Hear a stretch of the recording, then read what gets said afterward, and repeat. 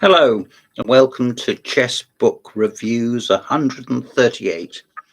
I'm going to talk to you today about a gentleman. I didn't realize that he had passed away. He died in 2010, Larry Evans. Larry Evans was a very strong player who Grandmaster title was his from, and I've written all this down, 1957, which was an era when, believe you me, they weren't giving it away, with a packet of snowflakes, and he lived to 2010. I've got some books by him. Let's start as we mean to go on. This is not a book which was very well known in this country. He became a journalist, as do many of us, and in this book he gives his opinion of the 10 greatest games ever played, and whether you would agree with it, his selection is nothing to do with anything really. And he annotates them in quite some depth, going through this. The questions are taken from his Chess Life and Review magazine column, I think. He talks about various aging, it says there, and the crazy life of Weaver Adams, and obviously he is one of the players. Lombardy would be another, the Byrne brothers, and there's many other examples that could be cited. His life was influenced, not necessarily for the better, although I think in the case of Larry, enjoyed himself enormously, by Bobby Fischer. Maybe he felt, as a slightly older colleague, that Bobby had somehow hogged the limelight. And of course, that's true. Evans was never a World Championship contender. He played once in the interzonal, maybe Amsterdam 64, I haven't checked. And he didn't get a prize or a candidate's place. But he enjoyed team events and he enjoyed playing it in the USA. And this is quite an entertaining book, published by Faber. And if you see a copy, particularly in hardcovers in good condition like this one is, give it your time. The next book is very well known, actually, maybe not in this edition. This is MCO. To older players such as myself, Modern Chess Openings was called, and possibly for many thousands was, a Bible. When this came out, it used to come out every sort of 10 years or whatever. Leonard Barton was approached and asked if he wanted to edit it, and Leonard deferred. And in the end, Larry Evans came forward and reviewed the existing text and did updates, which must have been a massive undertaking. Starting in 1910, I think. Let's see, the first one came out. And it says, edited by Walter Korn, and was published by Isaac Pittman, who also did the shorthand books, of course, and a small number of other chess books. The Games of Atkins, for example, really good stuff. Anyway, this is very out of date now, but I'm showing it to you because of the connection with Larry. As you can see, it was a jungle of rather like a telephone directory or even a set of logs of information, over 500 pages. But it did set out in a fairly disciplined manner, and it is digestible even now, the state of opening play in the international game. MCO 10, MCO 11 was not with Larry. And I think MCO staggered on till about 15. I think De Fermian did one, maybe about 15 or 16. I'm not sure, I'd have to check that. Now, here we come to a publishing phenomenon. If this isn't the most widely read or misunderstood or sold chess book of all time, then I don't know what is. And Larry Evans wrote the introductions. This is Fischer's only win against Petrosian, and it's achieved through an unconscious mimicry of the latter's style. How about that for insight? The McCutcheon variation gives rise to unusual positions where white is frequently obliged to forfeit the privilege of castling in order to try and wrest an advantage. Useful little wrinkle. Fischer competed in the Capablanca Memorial Tournament by long-distance telephone, and his victory over the winner is reminiscent of the famous Lasker Capablanca duel at St. Petersburg 1914, where white was gradually constricted and strangled. Yes, Bobby, this was at the height of the Cuban Missile Crisis. You know, the Bay of Pigs. And all of that and more. And Evans writes the introductions. There is a rumor circulating, there probably always will be, that Evans wrote the whole book. Well, he didn't, but he was Bobby's amanuensis, shall we say, and Bobby did his annotations, which sometimes he didn't want to do, and other times he very definitely did want to do on tape.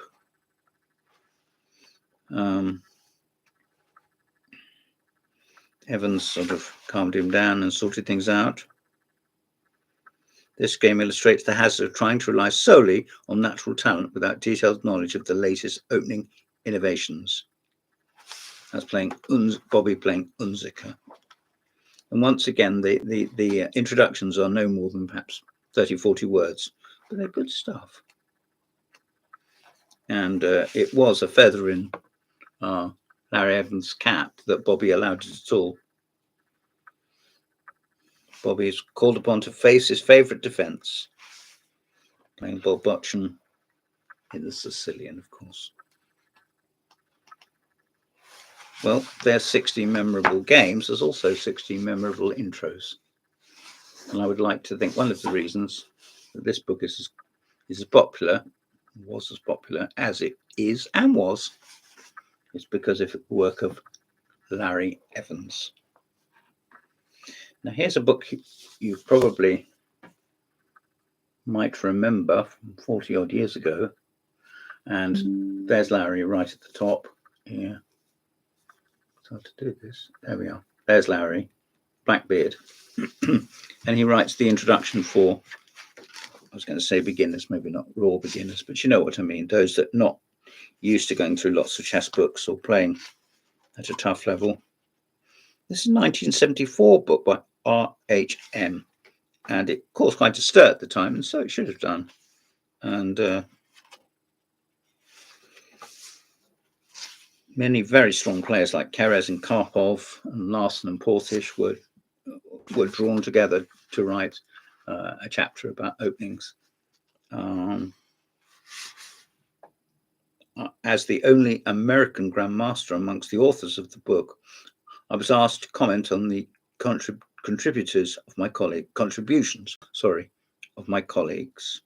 Since each chapter is filtered through a different personality, this is a uniquely valuable but somewhat unusual book of instruction.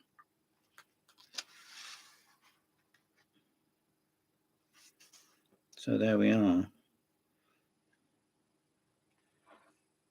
While some are loath to trade a bishop for a knight as a Cadillac for a Chevrolet, others are prepared to do so without hesitation.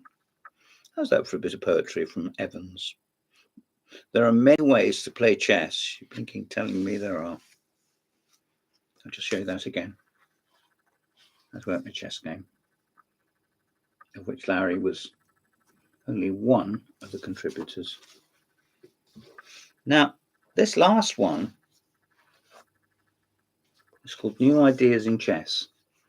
And this is a very impoverished edition. It came out in the 50s. This is an old library book, which has been kicked and look at that. Still got the lovely old card from over 50 years ago in there. I love that sort of thing. It was last taken out in 1984. by George Orwell. So if anybody has, this book is now overdue. What I recommend is that you go to the library and explain. It says 3 times US Open champion and Canadian Open champion. Well, he was an American, but he travelled. Chapter headings: evolution, pawn structure, force, time, space, quiz, new approach to the openings, summing up, bibliography, and index of opponents. He quotes T.H. Huxley.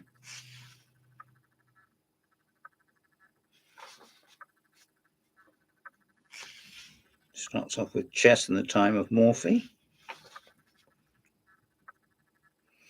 He wouldn't be an American if he didn't have great pride in the legacy of Paul Morphy. Of course he wouldn't. I really like this book, and it has little things on various openings and gives little tips. I'll just show you.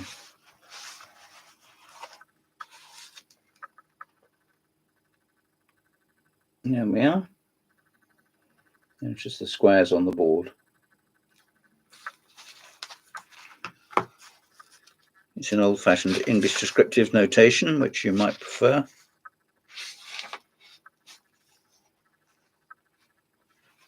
Talking about the maintenance of a centre and the stability of a centre, and how to give scope to your bishops. Don't hem in bishops, it says. See that? Heading at the top. Yeah. There we are. This was published by Cornerstone Library in the US, I think. Must be. Sadly, not a book which has been revived. This was reprinted, no doubt because of the Fisher-Spassky boom in 1973.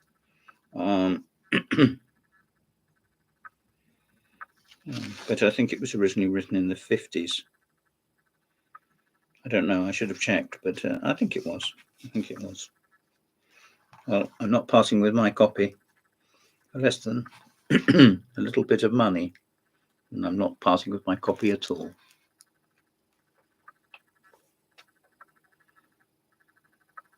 He gives one of his games from 1948 against Santazier, and another game against Hans Berliner, who obviously went on to be a star of the postal scene, didn't he? There we are. From the Hollywood Open, playing against Lyman.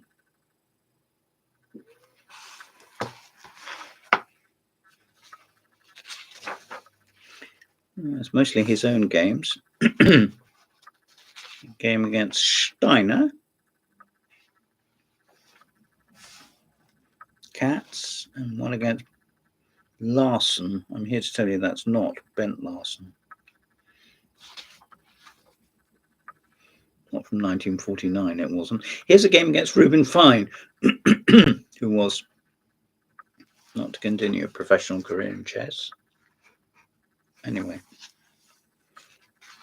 you will have formed the opinion quite correctly that I really rate this.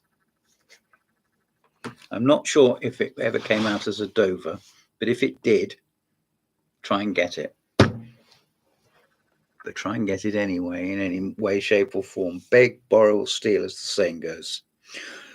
Larry Evans' dates are 1932 to 2010, and he was Larry Melvyn Evans. I'm telling you that because there is another Larry Evans, a US player, who was very strong, but he wasn't a grandmaster like Larry. Larry was second to Bobby Fischer in the candidates, but not in the World Championship, because it was considered that Lombardi would keep his mouth shut more, and Evans probably rejoice. He did write a book on the Fischer-Spassky match, move by move. There's nothing special, but you know, it's nice to have another slant on it from a fellow American, isn't it? Well, I've been James Pratt. This has been Chess Book Reviews 138. Please like and subscribe down below. I badly need the subscribers. Thank you very much for listening.